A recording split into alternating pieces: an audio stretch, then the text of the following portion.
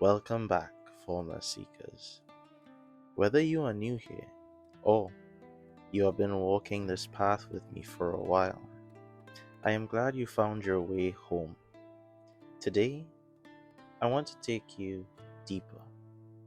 We often talk about the formless, that energy that exists before thoughts, before identity, before the physical world takes shape.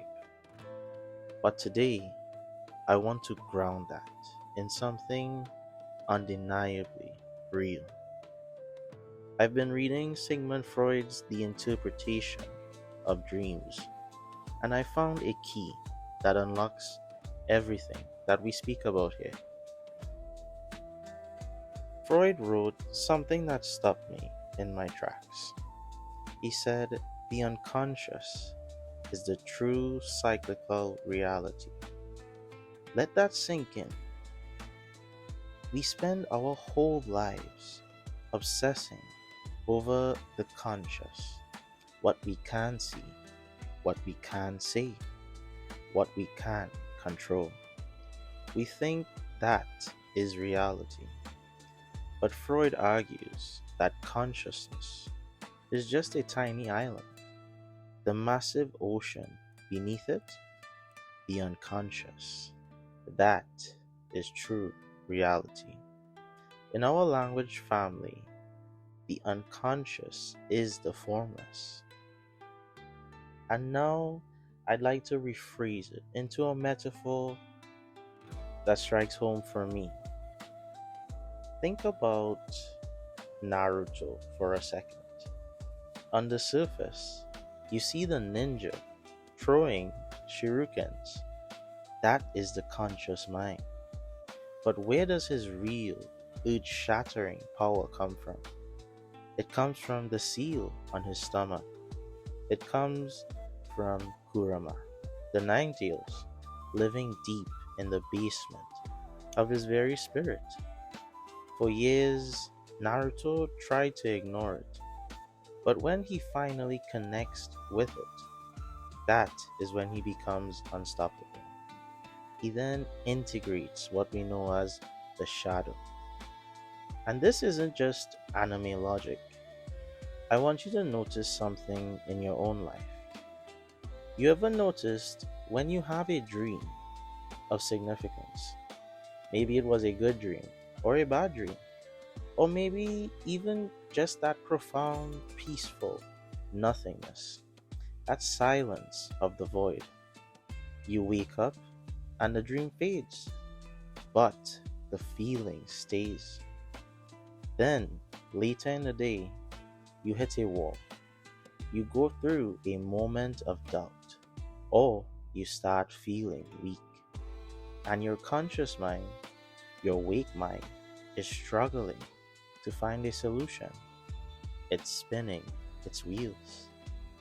But then that dream kicks in, that motivational moment. It picks you up faster than any logical thought ever could. It restores you. Why? Because that wasn't a stranger helping you. That feeling is you. See, the unconscious mind isn't some dark, scary basement. It is the storage of everything that you are. It holds your survival instincts, your deepest memories, your true potential, and your connection to your former self.